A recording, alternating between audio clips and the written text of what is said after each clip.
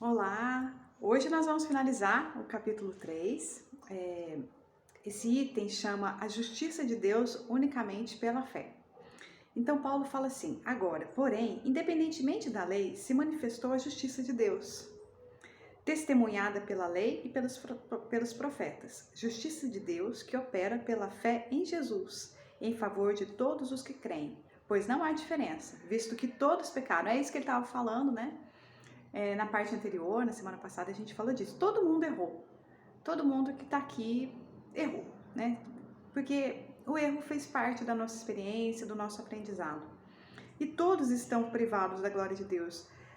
Nesse sentido, a palavra religião ela é perfeita, né? Eu vou me religar. Por que eu me desliguei? Em algum momento eu me desliguei.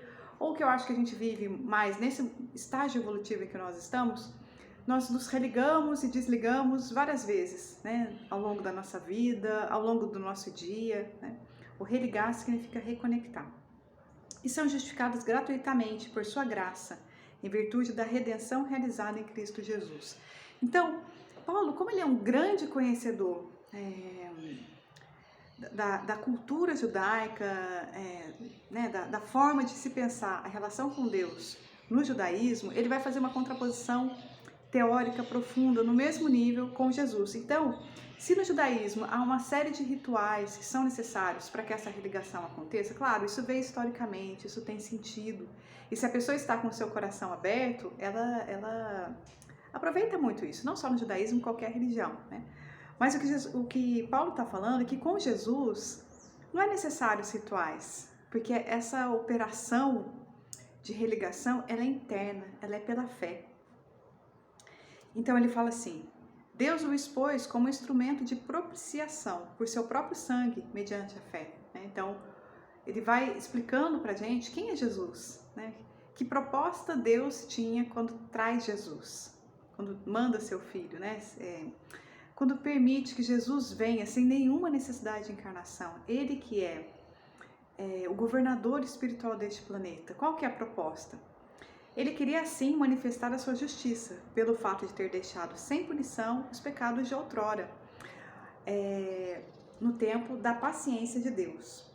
Ou seja, quando a gente pensa, por que Jesus veio? Jesus não precisava ter vindo, né? Mas ele veio, precisava assim, para a sua evolução ele não precisava ter vindo, mas ele veio para a nossa evolução. Então, ele queria assim manifestar a sua justiça, significa que quando a gente não conseguiu abrir nosso coração para essa religação com Deus direto, o nosso caminho, né, é muito possível por Jesus. Claro que aqui a gente não está querendo dizer que o Jesus que é o caminho, a verdade e a vida é o Jesus que a gente consegue ver dentro da nossa religião. Cada religião consegue ver uma parte, consegue se apropriar de um caminho. E aí, às vezes, a gente fica achando que o jeito que eu vejo é o jeito que todo mundo tem que enxergar. Não é isso, né? De jeito nenhum. Paulo está mostrando que, olha, quando ele diz, teve um momento que não teve punição para o pecado. Isso faz muito sentido na nossa evolução. A gente pode ver isso na vida atual, né? Ou na história da humanidade também. A vida é um campo de possibilidades, é o Emmanuel que fala isso. E a gente vai gastando, digamos assim, a nossa experiência nessas oportunidades, nessas possibilidades, até que chega o momento da colheita. Há um momento grande da nossa vida, das nossas encarnações, em que a gente está aprendendo, em que nos é possibilitado aprender. Até que, se a gente começar a prejudicar muita gente, né, há um limite, né? Ou porque realmente a gente precisa colher, né, as consequências do que a gente fez. Então, se há momentos na história da humanidade em que parece que não tem consequência os nossos erros, isso é passageiro, né? Porque Jesus vem mostrar que no caminho de evolução, tudo que a gente faz, se a gente faz com fé, ou todos os nossos erros, todos eles fazem parte do nosso processo de evolução, porque não há injustiça divina, nunca houve. Então ele queria manifestar sua justiça no tempo presente, para mostrar-se justo e para justificar aquele que, para a fé, aquele que apela para a fé em Jesus. Ou seja, isso de justificar é trazer a justiça divina para alguém. Onde está então o motivo da glória? Fica excluído.